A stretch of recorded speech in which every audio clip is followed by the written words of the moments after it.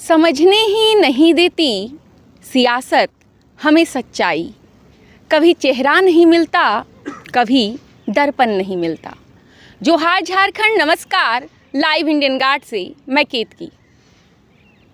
अबुआ सरकार है या बबुआ सरकार है, सवाल हर कुछ महीने बाद उठ ही जाता है।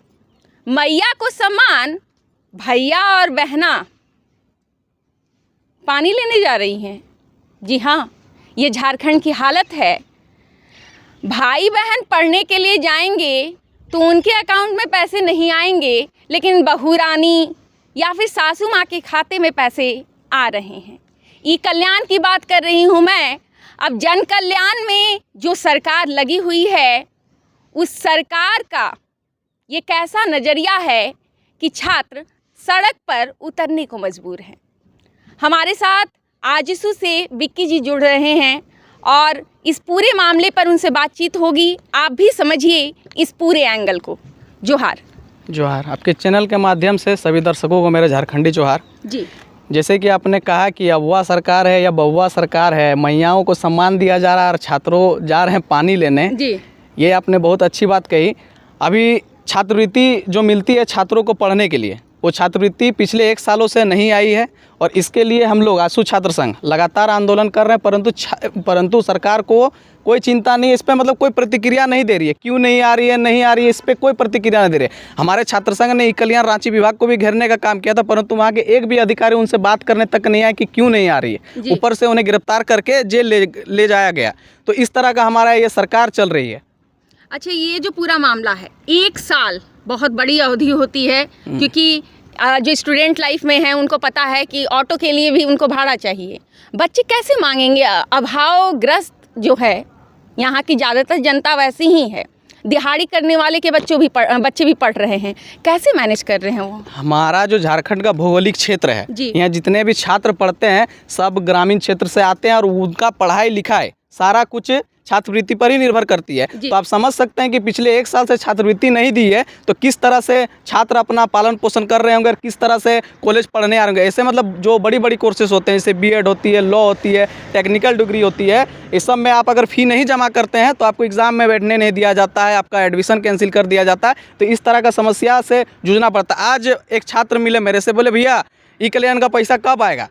क्योंकि हम पूछे क्यों, ऐसा क्यों बोल रहे हो? कि भैया हम लोन लिए हुए हैं, पढ़ने के लिए हम लोन लिए हुए हैं, अगर ई कल्याण का पैसा नहीं देती है तो हम लोन नहीं भर पाएंगे भैया।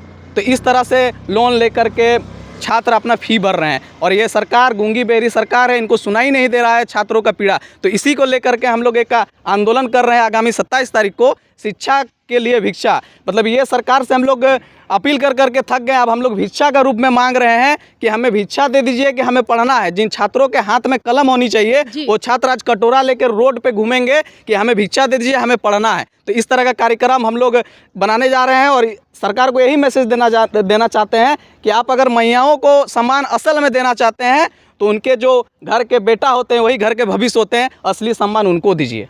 बहुत बड़ी बात। अच्छा, ये कलम और कटोरा की जो अदला बदली हो रही है, क्या ऐसी चीज़ है? मतलब कितने लोगों ने आप लोगों को अप्रोच किया कि ये पूरी समस्या इतनी गंभीर है, आप लोगों तक कैसी पहुंची? छात्र लगातार हमें डीएम के माध्यम से, हमारे संगठन में डीएम के माध्यम से या फिर कॉल के माध्यम से या फिर छात्रवृत्ति के मतलब प्रभावित हमारे अगल बगल के भी लोग हैं, सभी छात्र हैं। तो इस तरह का समस्या हम लोगों के पास आती रहती थी और हम लोग इस पर विरोध भी दर्शाया, परंतु सरकार की कोई प्रतिक्रिया नहीं आई। तो उसके लिए हम लोगों ने एक रणनीति तय किया। जो रणनीति हम लोगों ने बनाया, शिक्षा के लिए भिक्षा।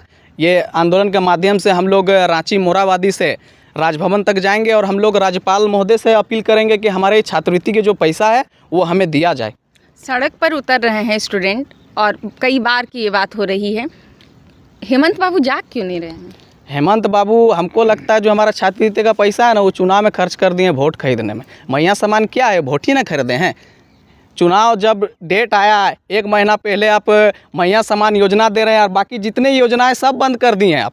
वृद्धा पेंशन बंद कर दिए आप, ई कल्याण का पैसा बंद कर दिए आप। मतलब ये सरकार यही चाहती है कि आप स्किल डेवलप नहीं करना है, आपको घर बैठे 2500 दे देंगे, आप जाइए मेला घूमिए, खाइए पिए घूमिए। छात्रवृत्ति मिल जाएगी तो बच्चों का स्किल डेवलप हो जाएगा ना जी। तो नहीं चाहते हैं कि उनके खिलाफ कोई बोले, पढ़ लिख लेंगे तब ना सरकार के खिलाफ बोलेंगे। तो वो चाहते ही नहीं है कि इनका खिलाफ कोई बोले। मतलब ना पढ़ना है ना लड़ना। हाँ, स्किल डेवलप नहीं करना है। हमारे झारखंड का नारा ही है, पढ़ेंगे तब न लड़ेंगे। पढ़ना ही नहीं है लोगों तो लड़ेगा कैसे? जाएगा खाली वोट देगा हमको, मेरा सरकार बनते ही रहेगा, इसी तरह का चलेगा सर हमारा झारखंड। अच्छा, जो बीएड जैसे कोर्सेस हैं जिनमें काफ़ी पैसे खर्च होते हैं और क्योंकि आज कल माना जाता है बीएड कर लेना एक सेफ़ जॉब की गारंटी देता है, ऐसे में वैसे बच्चे जो हैं, क्योंकि बहुत सारी खबरें आ रही है कि बच्चे जो हैं शहर में रह रहे हैं लेकिन अब भाड़ा देने के लिए उनके पास पैसे नहीं है, रेगुलर कॉलेज के लिए उनको आना जाना होता है तो शहर में रहते हैं। आप लोगों के पास भी क्या ऐसे शिकायतें आ रही है कि बच्चे घर खाली करके जा रहे हैं शहर से गाँव? बिल्कुल बिल्कुल आ रही है। यहाँ स्टूडेंट हम तो कह तो रहे हैं, प्राइवेट स्कूल कॉलेज में क्या होती है कि आप फीस जमा कीजिएगा तभी आप एग्ज़ाम के लिए अपेयर हो पाइएगा, तभी आपका एडमिशन होगा। आप अगर फीस नहीं दीजिएगा तो एग्ज़ाम के लिए आप अपेयर नहीं, कॉलेज नहीं ना समझेगी कि आप पैसा कहाँ से दे रहे हैं। ये तो सरकार ऐसे बोल तो रहे हैं। ऐसा बहुत सा स्टूडेंट है जो छात्रवृत्ति पे निर्भर है और उसी के भरोसे वो नामांकन करवाए हैं कि हमको वहाँ से पैसा मिलेगा तो हम यहाँ भर देंगे, परंतु अभी ऐसी स्थिति में लोन के माध्यम से इंटरेस्ट पे पैसा उठा के घर वाले उनको पैसा दे रहे हैं और वो अपना नामांकन ले रहे हैं। बहुत से छात्र हैं जो पलायन कर गए हैं, पढ़ाई छोड़ के काम करने चल गए हैं, पार्ट टाइम जॉब कर रहे हैं और एग्ज़ाम देने आ रहे हैं। इस तरह का स्थिति हमारा यहाँ झारखंड में हो गई है छात्रों का। कल BBMKU में भी आप लोग बच्चों से मिलने के लिए गए, युवाओं से, क्या रहा आप लोगों का अप्रोच और फीडबैक कैसा रहा? छात्रों से मिले, छात्र का भी रोष है इन लोग को। जो पिछला साल भरवाया गया था ई कल्याण के लिए, जो पोर्टल पे लोग भरे थे छात्रवृत्ति के लिए, वो पैसा नहीं मिला है अभी तक। अब फिर से अभी इस बार फिर भरे हैं तो बच्चे भी कंफ्यूज हैं कि हमारा पैसा नहीं आया या सबका पैसा नहीं आया। तो बच्चे भी थोड़ा जागरूक नहीं है यहाँ के, क्योंकि हमारे यहाँ BBMKU में जो भी कोर्सेस होती है वो उतना मतलब फाइनेंशियली उतना प्रॉब्लम नहीं होती है, 2, 3, 4, 5 हज़ार की होती है। लेकिन जो बड़े कोर्सेस होते हैं जैसे बीएड हो गया, लॉ हो गया, टेक्निकल डिग्री हो गया, नर्सिंग का हो गया, तो ये सब में ज़्यादा परेशानी आती है। और मैं बताना चाहता हूँ, ये मैया समान की बात करती है सरकार, लेकिन ये जो ई कल्याण का पैसा नहीं दी है, इससे सबसे ज़्यादा प्रभावित मैया ही है। बीएड कौन करती है, नर्सिंग कौन करती है? मैया ही करती है। और वही लोग को 2500 रुपया दे करके उन लोग का इतना बड़ा जो अमाउंट होता है पढ़ाई के लिए उसको रोका गया है। मतलब 25,000 रख लिया, 2500 दे दिया। जी बिल्कुल बिल्कुल। और इस तरह को ठगा जा रहा है हम लोग का झारखंड के युवाओं को। चलिए, धन्यवाद आपका। रौनक जी हमारे साथ हैं। रौनक, क्या कहेंगे इस पूरे मामले पर? इस विषय पर हम यही कहेंगे कि वर्तमान का जो झारखंड सरकार है वो नहीं चाहती है कि झारखंड का युवा पढ़े जी।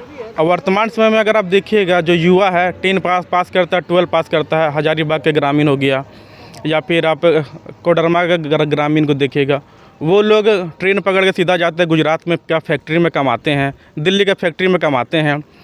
तो वही ये लोग का साजिश है। अभी के जो झारखंड के लोग जागरूक हो गए हैं, अपने बच्चों को पढ़ाना चाहते हैं और छात्रवृत्ति एक माध्यम है जो कि पढ़ने का अवसर देती है, पढ़ने का एक मौका देती है, वो अवसर को छीनने का प्रयास कर रही है।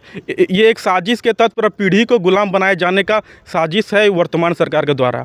अगर मान लीजिए किसी व्यक्ति को अगर आप मार करके कपार फाड़ दीजिएगा ना तो उसे कुछ समय तक उसको दिक्कत होगा, लेकिन अगर उस व्यक्ति को आप शिक्षा से दूर कर दीजिएगा ना तो उसका आने वाला पीढ़ी भी इससे प्रभावित होगा। ये सरकार का चाहत है, क्योंकि सरकार तो क्या बोलते हैं, रोजगार का तो बात करती है नहीं, शिक्षा की बात करती नहीं है। मैया सामान दे देना है और कुछ नया स्कीम ला करके वो वोटर को लुभाना है। वोटर कब आकर्षित नहीं होगा? जब वोटर जो है शिक्षित होगा। जब वोटर शिक्षित होगा तब समझेगा कि हमको किसको वोट देना है, किसको वोट नहीं देना है। इसलिए एक साजिश के तहत इन सभी लोगों को शिक्षा से दूर किया जा रहा है। अबुआ सरकार कही जाती है, हेमंत बाबू की सरकार, मसीहा माने जाते हैं वो। कल्पना जी जो है वो महिलाओं के नेतृत्वकर्ता के रूप में, प्रतिनिधि के रूप में नज़र आती हैं। दर्द नहीं समझ पा रहे हैं। अगर वो दर्द समझती ना तो इतना जो बड़ा स्थापना दिवस जो बनाया गया झारखंड का, वो दिवस में जितना खर्च हुआ है वो खर्च नहीं होता। और सबसे पहला स्कॉलरशिप पर ध्यान देती, क्योंकि शिक्षा एक हथियार है। जैसे कि भीमराव अम्बेडकर कहते हैं, शिक्षा शेरनी का दूध है, जो पिएगा वो दहाड़ेगा।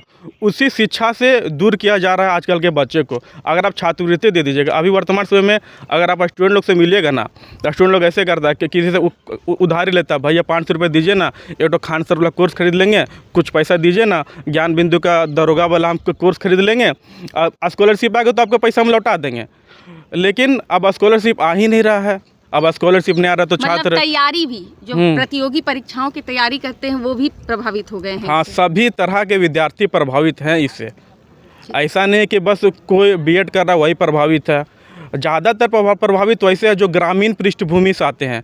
जैसे कि अभी के समय में बहुत जगह पे ढंग से खेती नहीं हुआ है, तो क्या कर रहे हैं वो लोग, जो पैसा उठाते हैं कमेटी से, माँ पिताजी अपने बेटा को भेजते हैं पढ़ने के लिए कमेटी से उठा करके, तो बेटा भी अपने माता पिता को आश्वासन देता है कि मम्मी छात्रवृत्ति मिलेगा ना तो आपको पैसा लौटा देंगे, टेंशन मत लीजिए।